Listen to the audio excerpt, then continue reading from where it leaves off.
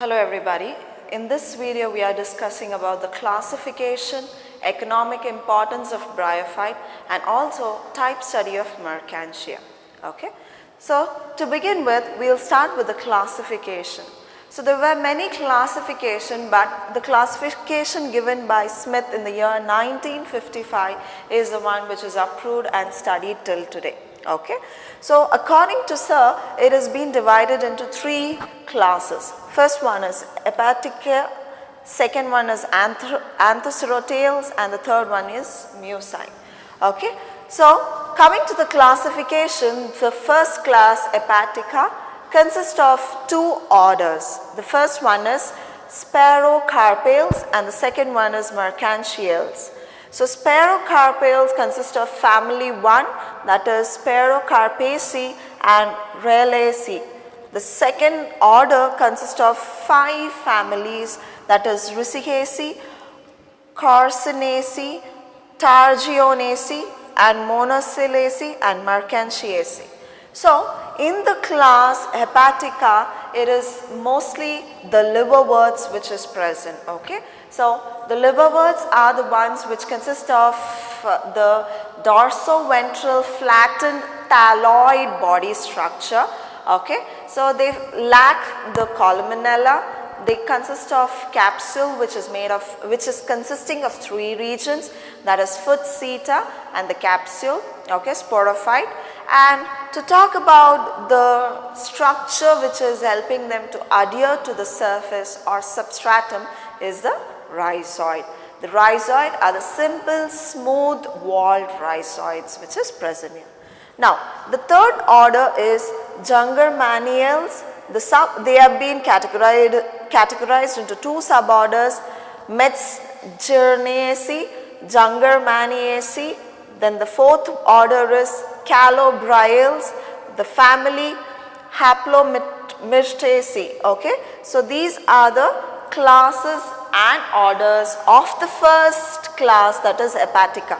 Now moving into second one, that is Anthocerotae. Anthocerotae consists of again bryophytes which is thalloid in nature, dorsoventrally flattened, but they consist of rhizoids which is smooth walled or with the tubercelled, that is the one which I told you the other day.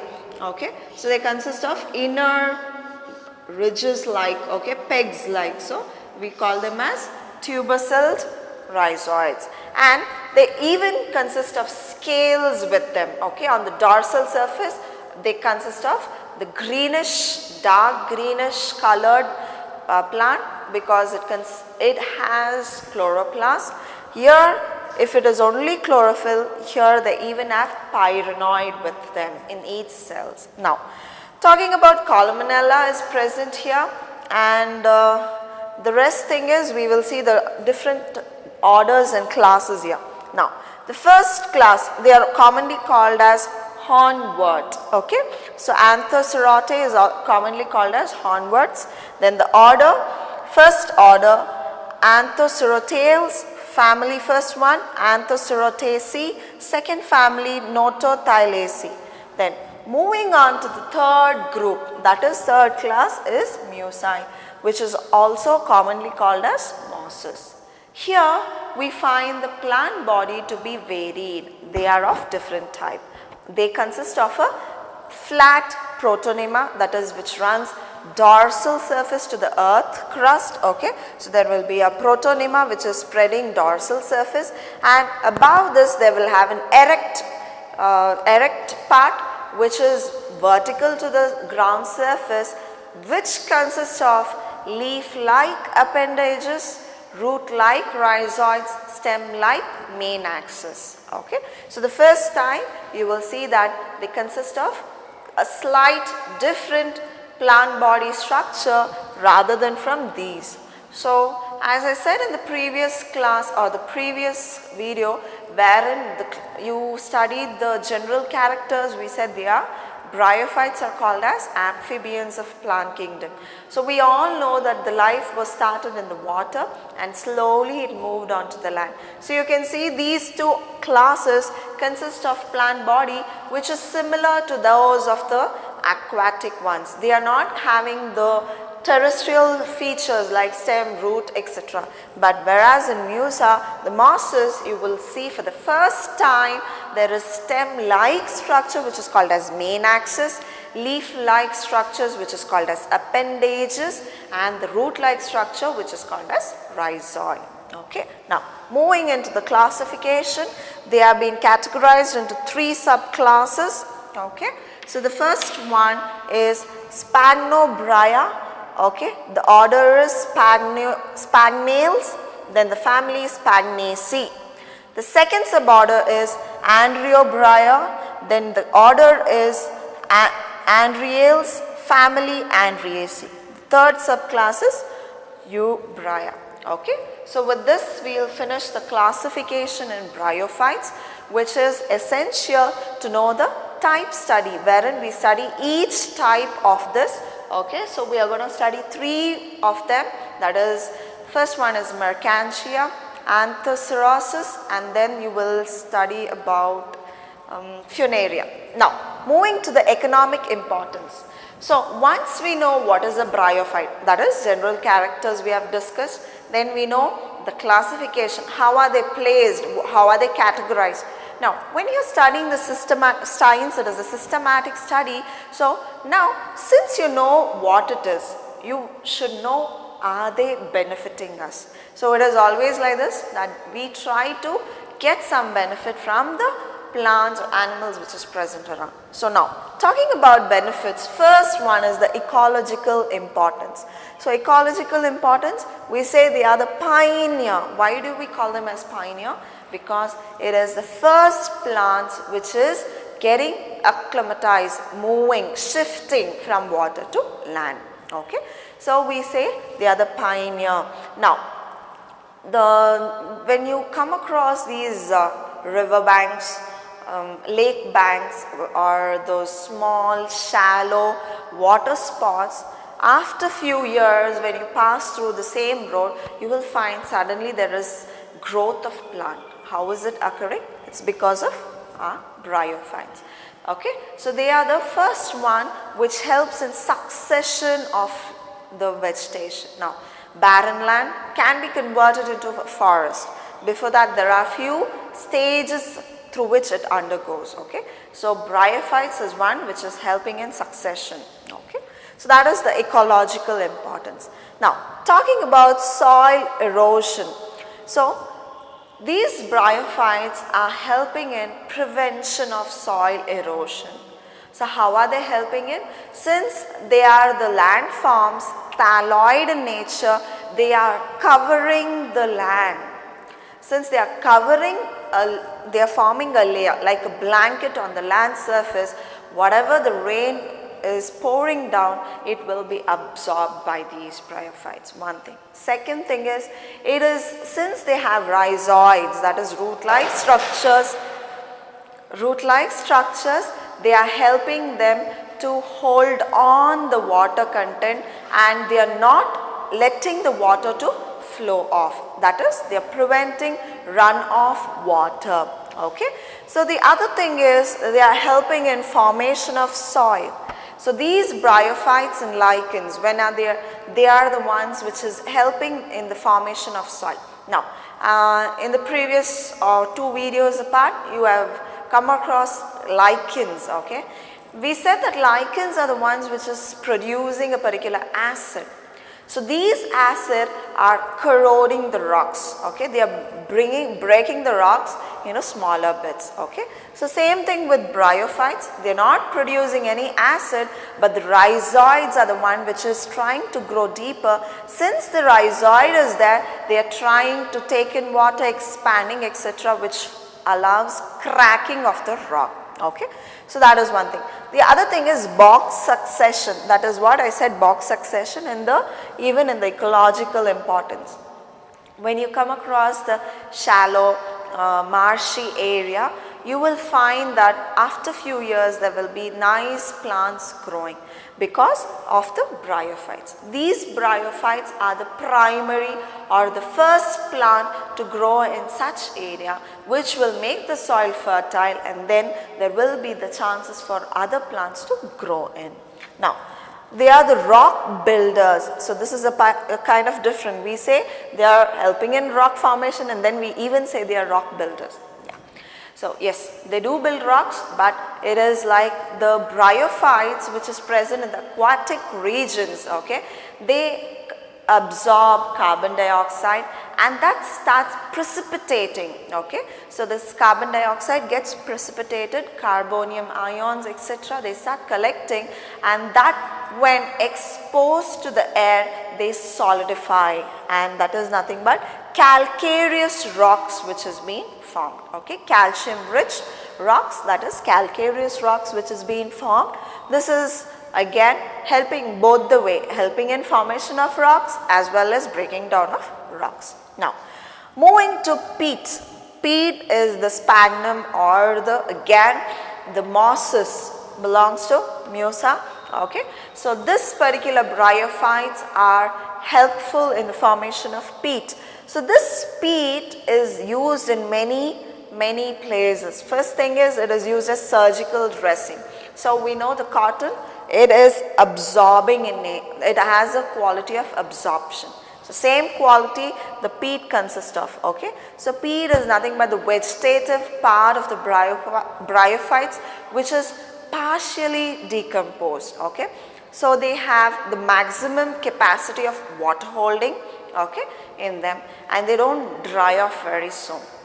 That's the reason they are used in surgical dressing, wherein they are going to absorb water content in that particular region. Then in Ireland it is used as fuel, and the other thing, in the horticulture department it is used in bedding. So we know that the seed beds are formed, we grow seeds in the seed beds, wherein for seeds water is very important. Now when we talk about seeds, it is used for growing plant wherein germination occurs. For the process of germination to start off, water is very essential. Okay, so in the case of bedding, the entire seed content will be wrapped or mixed along with the peat. So peat will hold water for a longer duration, and it is not necessary that you keep on watering. Excess water will be absorbed. The water required will be again taken by the seed from the peat. Okay, so that is one thing. It is also used in packaging. Okay, it is also used in packaging wherein we export flowers, fruits, etc. So cut flowers and all, we know that they dry off very soon. To keep them fresh, intact, without drying off, peat is used. Okay, so peat is used to retain the moisture and keep the flowers, fruits and vegetables fresh when they are exported. Now talking about medicines. So medicines, you can come across few of the species being used. Okay, affliction of liver can be cured by Mercantia species. Acute hemorrhage, disease of eyes is being cured by decoction of sphagnum. And the other thing is antiseptic property. Okay, the sphagnum leaf consists of antiseptic property. So same peat, surgical dressing, antiseptic property, they help in wound healing. That's the reason they are used as surgical dressing. And the final and the last one is food. Food, they are being the bryophytes, okay, sphagnum, etc. They are used as feed for birds, okay, and chicks, etc. So that's about the economic importance of bryophyte. So now we are going to study the type study of Mercantia. When we say type study, we are going to study the entire structure, morphology, anatomy. If it is there any uses, you are going to study about them. Now talking about Mercantia, you need to know the systematic position where it is placed. Okay, since we know about the classification, the position will be understood much easier. First thing is, they belong to the division Bryophyta, class Hepaticopsida, order Mercantiales, family Mercantiaceae, genus Mercantia. And we are going to know few species about them, that is Mercantia indica, Mercantia palmata, and Mercantia cinlana. Okay, so these are the few species of Mercantia. Now, talking about occurrence, they are worldwide present. Okay, about 65 species of Mercantia is known so far throughout the world, and about 10 to 12 species is being known in India. Okay, so that is the occurrence and the systematic classification of Mercantia. Now, we are moving into the plant body structure.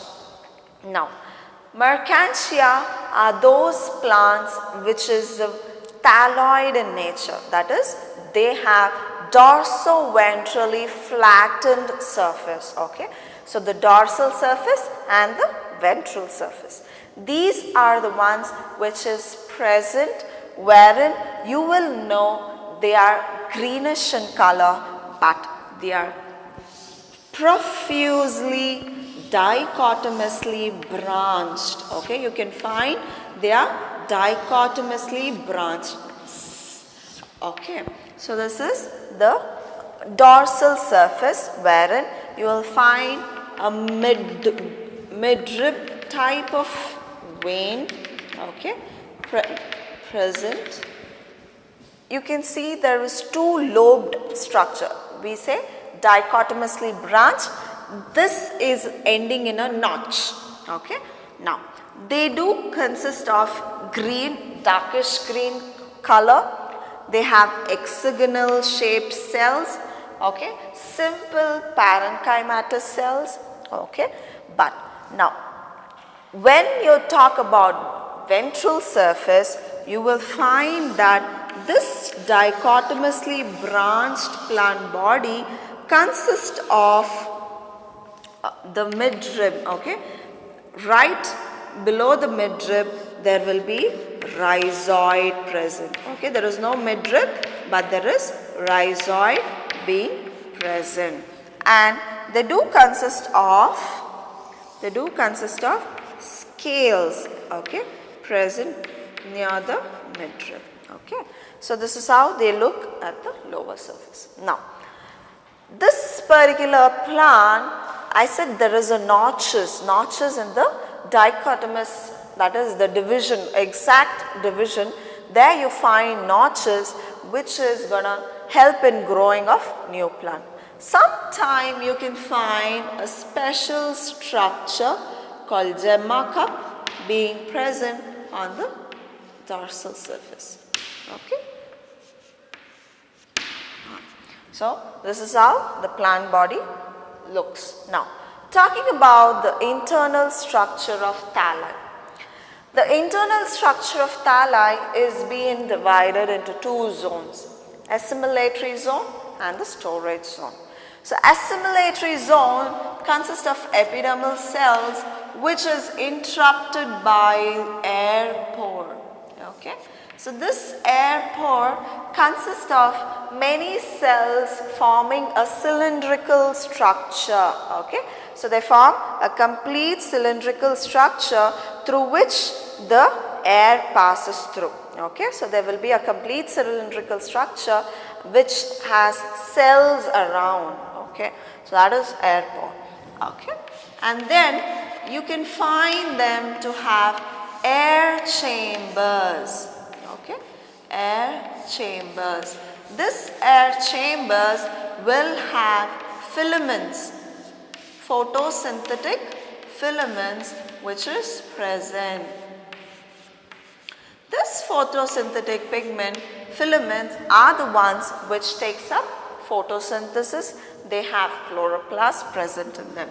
So, this is the assimilatory zone wherein you will have photosynthetic filaments, air chambers and the air pore. Now, talking about the storage consists of again parenchymatous cells with oil droplets present inside them. Okay. So, you will find oil droplets etc. present with them. Then the lower surface, the epidermis, is a single layer which is interrupted interrupted by the rhizoid. Okay, so this is how you will find them to be present. The internal structure of Mercantia thallus consists of two zones. The first zone is a assimilatory zone and the second zone is the storage zone, wherein plenty of cells will store oil droplets, starch grains, etc. Okay, so that's how it's going to be. Now, this is the internal structure. Now, moving on to the formation of gemma. Gemma is a vegetative reproduction. Now, you know the plant structure morphologically and internal. Now, you need to know how are they reproducing. So, they are reproduced by three methods. Okay, one is vegetative method. Okay, two methods, sorry. One is vegetative method and the other one is sexual reproduction. In the vegetative method, there is also a chance of growing from the notches.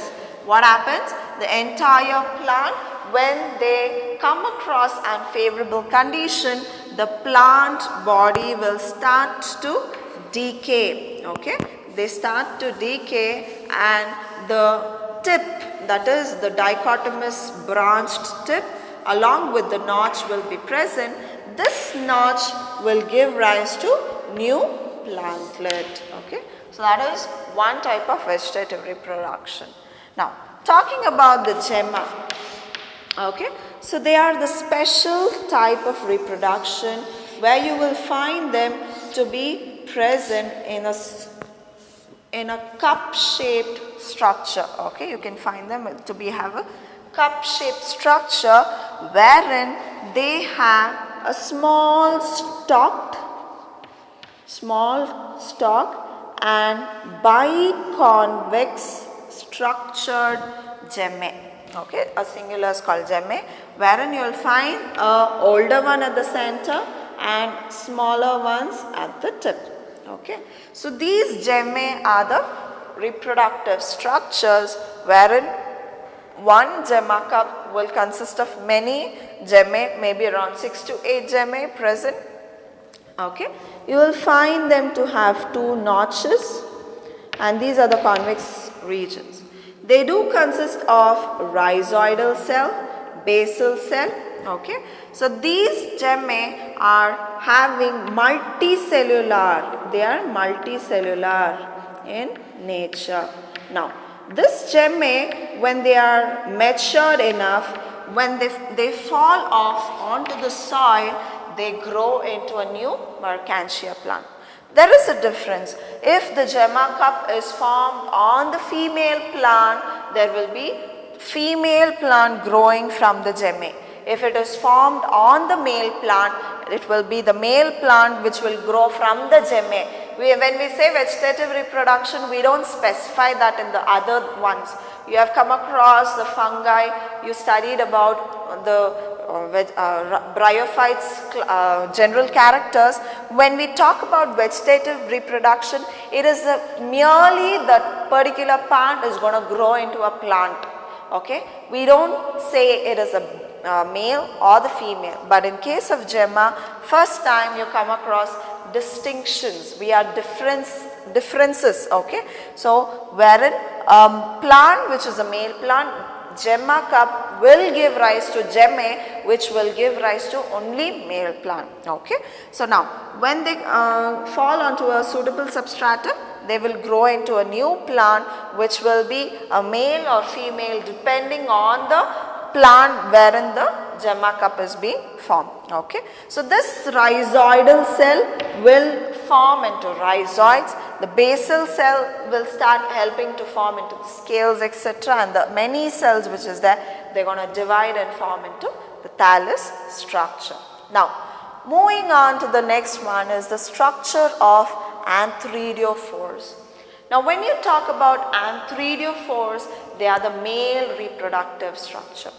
So, these Mercantia, okay, I am drawing the only few part of the Mercantia, wherein you will find them to form a slender stalk-like structure which is arising above the thallus structure and you will find 1, 2, 3, okay, 8 lobed structure forming like this.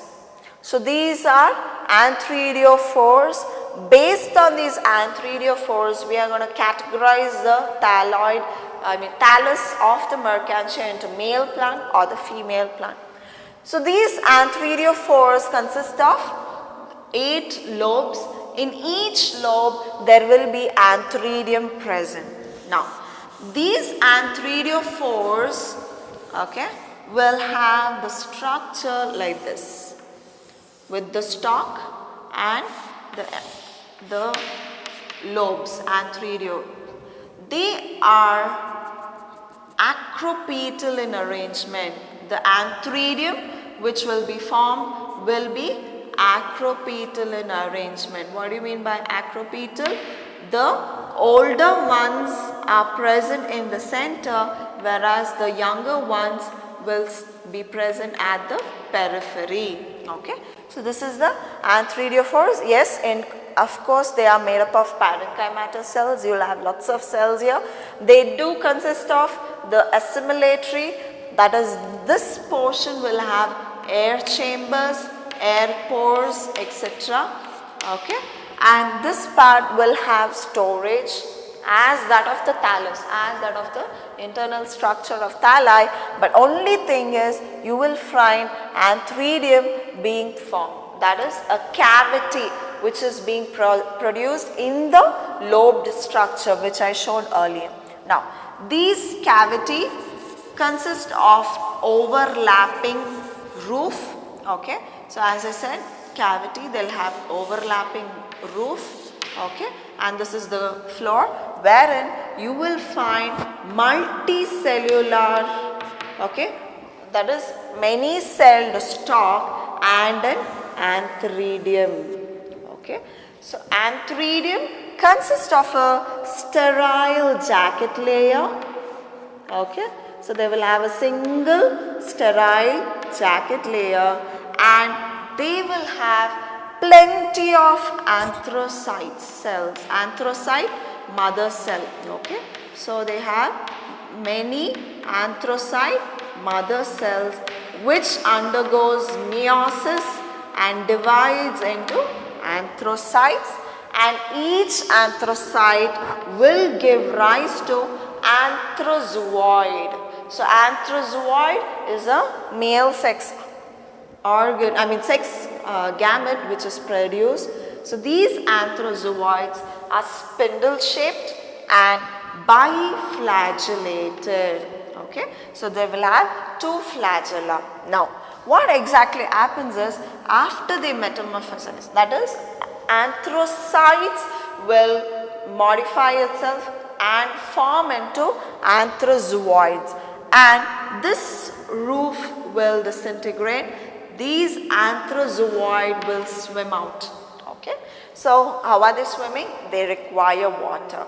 So whatever we say, they are being modified, they are growing on the land, they are transferring from the water to land, still they require water for fertilization. Okay, so that is about antheridium. You just keep in mind, you will be studying about it again here in fertilization. Now archegonium. Archegonium is formed on the thalli, a single slender stalk with drooping down lobes. Okay, so the lobes are drooping down. So if such structure is found, we say it is a female plant of Mercantia. Okay, so that is the one which is identifying that this is a female plant. You know how to identify the male plant. Now this archegonium, the drooping structure is called as a ray. Okay, so it is almost like an umbrella where you can see the stalk and the drooping structure, that is the umbrella being formed. Okay, and the entire thing consists of parenchymatous cells. Here they are the photosynthetic, that is assimilatory zone. Okay, the entire thing, you'll have air chambers with the pore photosynthetic pigment, exactly same as the thallus structure. Okay. Here you will find the archegonium to be formed in drooping manner, that is inverted. They will have very small stalk and you will find them to have a swollen base and a narrow neck. Okay. So this is how they look. So you have the older ones will be present near the ray, tip of the ray. Okay. So the older ones, I am just drawing big so that you can see. Okay. So that is present at the tip and the smaller archegonium will be present at the stalk. Okay. On either side. Smaller ones will be present near the stalk and the older ones will be produced away from the stalk, that is near the peripheral region. So this is called the ray, the one which is covering, drooping down. They are the ones which protects the archegonium. Now talking about protection, they do have again one more layer of protection. Okay, that is the calyptra, or you can call it as archicaceal. Okay, so that is the female one which is protecting the each archegonium. So every archegonium will consist of an egg. I'll draw a bigger one. Okay, the archegonium, each archegonium will consist of a big egg cell and one small venter canal cell, and then they'll have neck canal cells. Okay, that goes on 4 or 8 neck canal cells. Okay, and at the tip they have the closing cells. Okay, so this is the structure of archegonium. They do consist of a sterile jacket layer and they are protected by the archicaceal flap like structure. Okay, you can call it as leaf like structures which is there, sterile leaves or scaly leaf like structure. It is not leaf.